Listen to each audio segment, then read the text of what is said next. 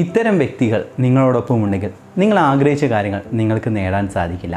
അഥവാ മാനിഫെസ്റ്റേഷനെ ഇത്തരം വ്യക്തികൾ ബ്ലോക്ക് ചെയ്യുന്നതാണ്. ഈ ടൈപ്പുള്ള വ്യക്തികളെ പറയുന്ന പേരാണ് എനർജി വാമ്പയേഴ്സ് അല്ലെങ്കിൽ എനർജി സക്കേഴ്സ് എന്നുള്ളത്. ഇതിനെക്കുറിച്ച് നിങ്ങൾക്ക് കൂടുതൽ മനസ്സിലാകാൻ വേണ്ടിയിട്ടുള്ളതാണ് ഞാൻ ഈ വീഡിയോ ചെയ്യാൻ പോകുന്നത്. കാരണം മാനിഫെസ്റ്റേഷൻ എന്ന് പറയുന്നത് കുറച്ച് അഫർമേഷനോ കുറച്ച് ഏതെങ്കിലും രീതിയിലുള്ള ടെക്നിക്കോ യൂസ് ചെയ്താൽ മാത്രം മതിയാവില്ല.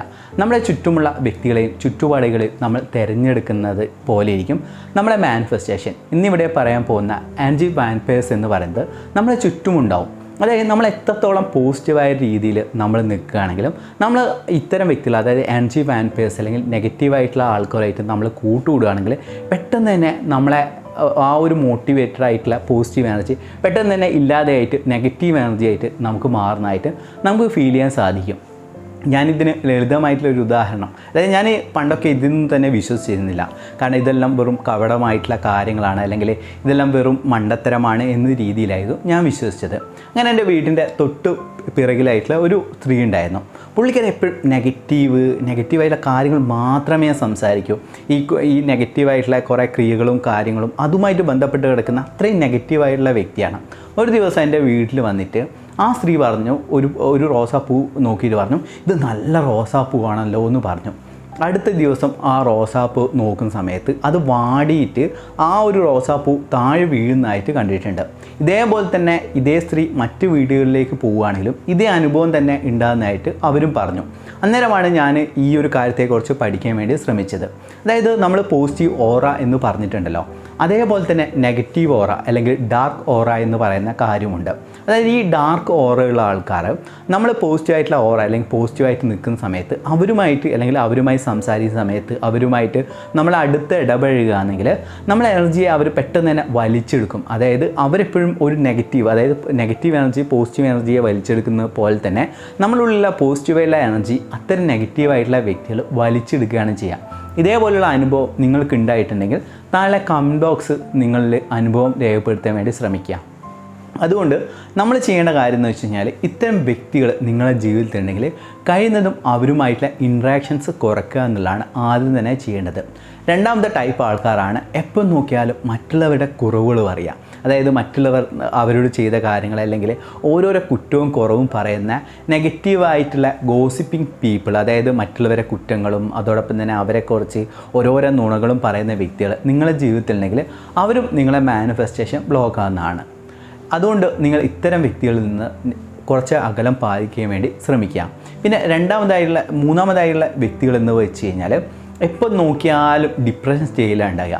എന്ത് പറയുകയാണെങ്കിലും അതൊന്നും നടക്കില്ല, അതൊന്നും ഇല്ല, അല്ലെങ്കിൽ എനിക്ക് ആവുന്നില്ല. നമ്മൾ എത്രത്തോളം പോസിറ്റീവായിട്ടുള്ള കാര്യങ്ങൾ പറയുകയാണെങ്കിലും അവരെപ്പോഴും ഡൗൺ ആയിട്ട് പോകുന്നതായിട്ട് നിങ്ങളെ ചില സുഹൃത്തുക്കളിൽ നിങ്ങൾക്ക് കണ്ടെത്താൻ സാധിക്കും.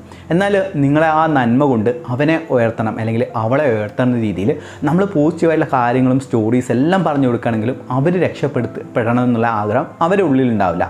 ആ ഒരു വ്യക്തികൾ നിങ്ങളുടെ ജീവിതത്തിലുണ്ടെങ്കിൽ കഴിയുന്നതും നിങ്ങൾ അവരുമായിട്ടുള്ള ബന്ധം സ്റ്റോപ്പ് ചെയ്യുക അല്ലെങ്കിൽ കുറച്ച് അകലം പാലിക്കുക എന്നുള്ളതാണ് നമ്മൾ ചെയ്യേണ്ടത്. എന്നാൽ മാത്രമേ നമ്മുടെ ജീവിതത്തിൽ വലിയൊരു മുന്നേറ്റം നമുക്ക് ഓരോ വ്യക്തികൾക്കും മുന്നേറാൻ സാധിക്കുമല്ലോ. കാരണം നമ്മൾ തന്നെ മോട്ടീവ് ആകുന്നത് ചിലപ്പം വീഡിയോസ് അല്ലെങ്കിൽ ഏതെങ്കിലും രീതിയിലെ പുസ്തകങ്ങൾ വായിച്ചിട്ട് അല്ലെങ്കിൽ എന്തെങ്കിലും ഒരു ലക്ഷ്യം കണ്ടിട്ടായിരിക്കും നമ്മൾ പോവുക. അതായത് ഇത്തരം ഈ പറഞ്ഞ 3 ടൈപ്പുള്ള ആൾക്കാർ നമ്മളെ ചുറ്റും ഉണ്ടെങ്കിൽ അവരെന്ത് ചെയ്യും, നമ്മുടെ മൈൻഡ് സെറ്റിനെ തന്നെ ചേഞ്ച് ചെയ്തെടുക്കും. മറ്റൊരു ഉദാഹരണം ജിം റോൺ എന്ന് പറയുന്ന ഒരു സ്പീക്കർ പറഞ്ഞാണ്, നിങ്ങളുടെ കൂട്ടുകാരെ എനിക്ക് കാണിച്ചു തരും, ഞാൻ നിങ്ങളുടെ ഭാവി പറയാം എന്നുള്ളതാണ് അദ്ദേഹം പറഞ്ഞത്.